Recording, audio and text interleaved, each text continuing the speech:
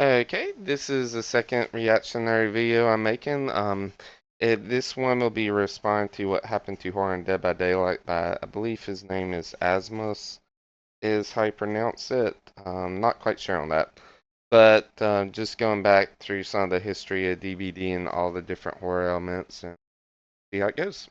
A hotly contested topic when it comes to DBD is the horror of the game. It's greatly debated if Dead by Daylight is even a horror game. Of course, this can be quickly confirmed by going onto a store page of some kind and seeing the word horror. Despite this, many don't think of it as a horror game. It's People viewed like define a most lot of other it as horror, multiplayers by a lot of many. games. This, I think, is largely down to how it's presented, and certain features that have made their way in. Today I want to explore the horror of Dead by Daylight. Does it have horror? Did it lose the horror? What even counts as horror? Let's get into it. To start out, I want to look back to the early days of the game, to a time when most would consider the game to be horror. There was a definite tone to the early days of the game. Even from the very first cinematic trailer, there's something very eerie and disturbing about its environment and setup. The way it sounds, the framing, the atmosphere, all feels almost like a horror film.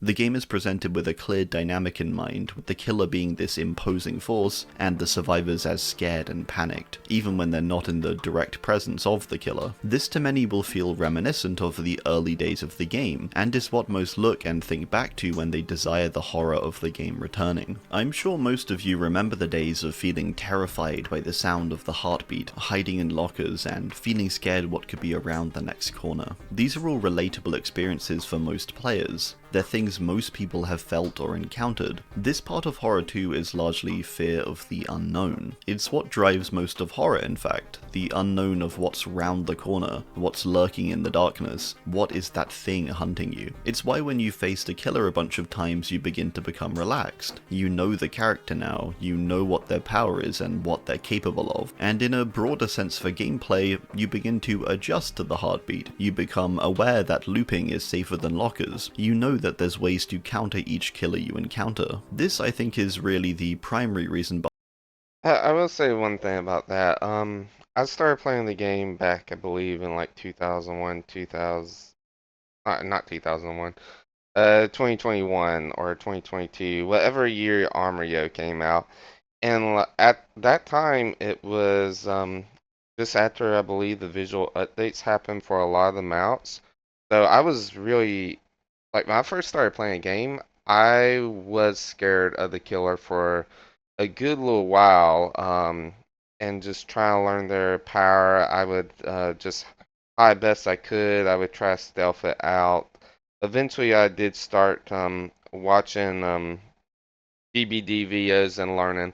Oh, that's how like a lot of older survivors play, but a lot of the newer survivors loop, and they found that that's the best way to extend time for the game. And I saw that and I started playing that. I noticed I was winning more and more matches. And eventually, like, the horror did go away by probably like the 50th game. But the first 50 games I played was extremely scary and some of the most horrifying experiences I've had in like a video game, even though it's probably wasn't most graphic. I think RE7 was that. But I also at that time too, I was able to play on mobile version. I was able to go and look at some of the old maps, some of the old fog and old lighting, because mobile was behind the regular version of DBD. And I really, really like the fog version on a lot of the mounts. I like the increased darkness, the increased atmosphere. Had a lot more personality to it, I feel like. I didn't like the infinites. I could definitely tell there's more infinites, but I like the visual design a lot more, and especially how like fog was changed. That was my main thing.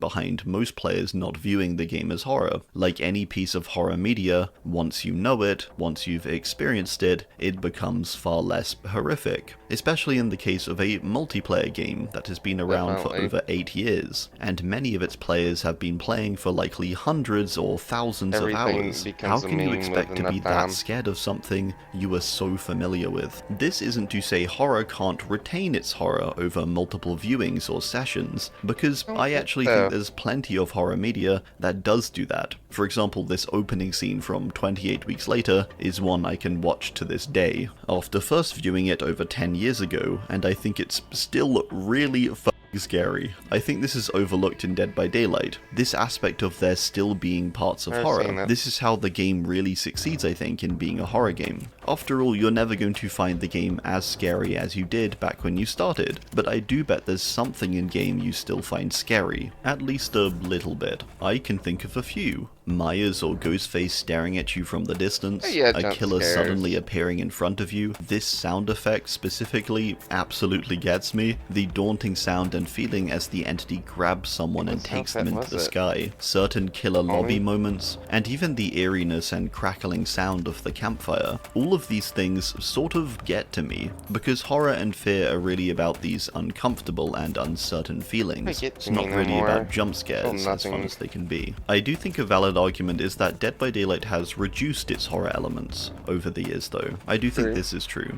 If you compare the maps back then to now, there is a difference. I understand what people mean. The older maps are much moodier and generally darker, and there's a sort of disorderliness to their appearance. Nowadays maps are brighter and there's almost a cleanliness to them, I suppose. They can feel a bit too thought out and more like maps than environments, if that makes sense. They're much more balanced and playable though, which is an undeniable benefit. There's a definite value to the older maps too though. Both old and new have atmosphere, but it's definitely a different kind. Take the old and new Coldwind for example. There was something so grimy and gritty about the old version, this darker yellow color that feels dirty and real almost, where the new version is brighter and clearer, and does definitely have disturbing elements, but they're more to do with the map features rather than the wider atmosphere. I don't necessarily dislike this change though, because I think I would still rather play on the newer version despite this. It's this weird balance where people want the horror back, they want the darker maps back, yet a lot of people also say the current versions are too dark and they'll have these ultra bright reshaders and stuff. This push and pull between atmosphere and gameplay.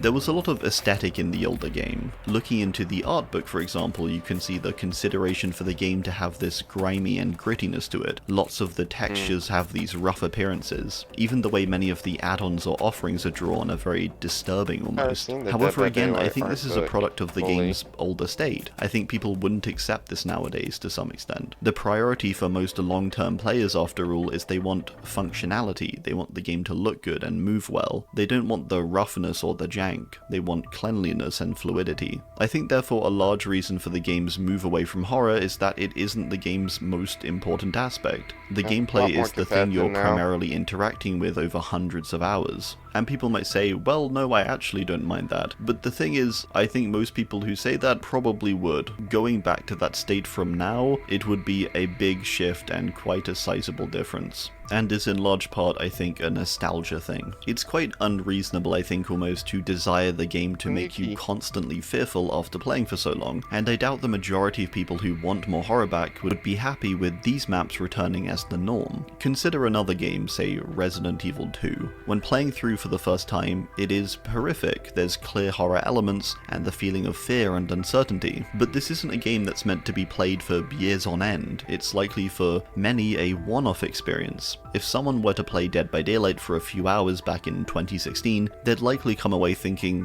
wow, that was a scary game. They might even say that now, which is a statement a lot of you would consider quite silly if you've played it for much longer. The priority of Dead by Daylight is not with horror though, it's with the gameplay, the interaction between the two sides. It's why more people like Wesker than they do the Hag, even though Hag is almost definitely scarier to face for most people due to her jump scares and sounds. else. Wesker is a lot more fun in gameplay and interaction. Horror is something people will move on from caring about, but gameplay and the core structure of the game is not, so I think another reason is simply priorities. Gameplay is more of a priority than the horror aspect is. The final big thing, and something I see brought up a lot, is the inclusion of certain elements into the game, elements many view as not horror. There was a whole big deal about this back in the day with the release of the All Kill chapter. This is a horror game, how are we getting this bright K-pop idol covered in neon? Which I think brings up a good point, which is really defining horror, which is something the community still debates to this day. Does Dungeons and Dragons fit horror? Because earlier I said I don't think jump scares are really horror. To me they're more terror or shock really. They're a natural human response to something suddenly appearing, for example. But I bet to some that defines horror. It's something viewed as a key element or requirement to make it a good piece of horror media. In the same way someone might view various monsters differently.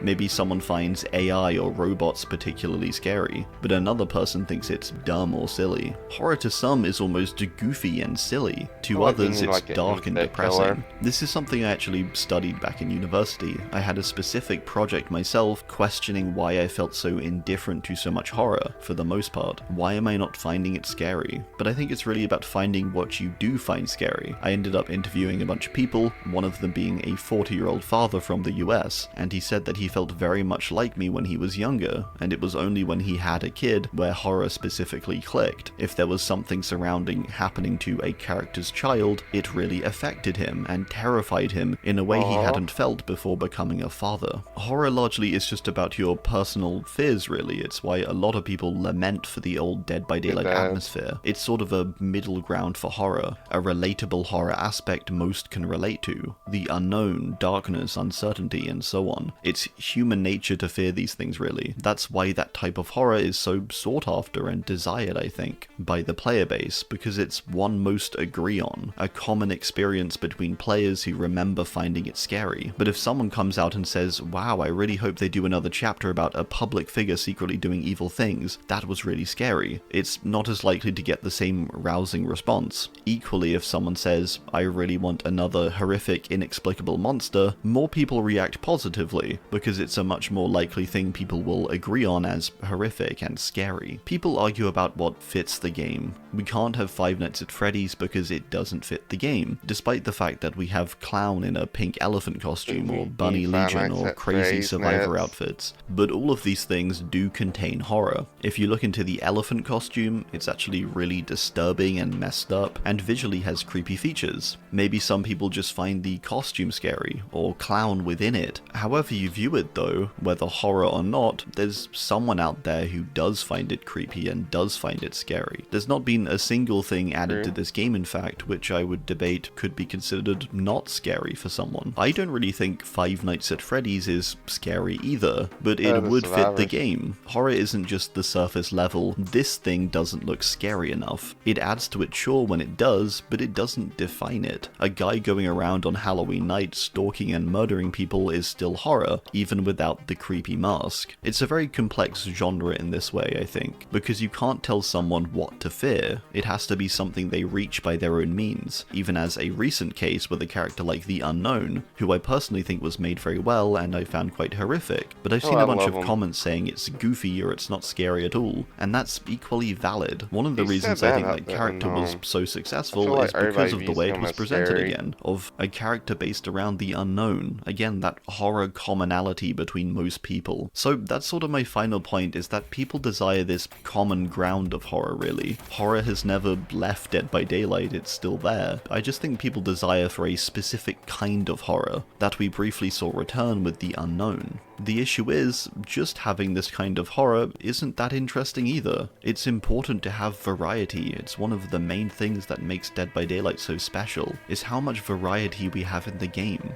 The variety already present in the game, in fact, is a good argument for the variety present in horror as a whole. This is a genre that is not defined by any one thing. In conclusion, I think Dead by Daylight and horror have always been interwoven, but over the years there has been a definite departure departure from the game having a clear and united vision of horror, one which is quite a common ground for horror. This though has likely occurred over the years as the game has diversified and as the game has developed, gotten older and Understandable. priorities shifted, as the game has been played time after time and the desire for gameplay over feel has taken hold. A feeling of nostalgia and a want for the old horror of the game may come back, which I think is valid, but something we will likely not see again to that extent. I do hope you enjoyed, and as always, let me know your thoughts below. Thanks for watching, and Okay.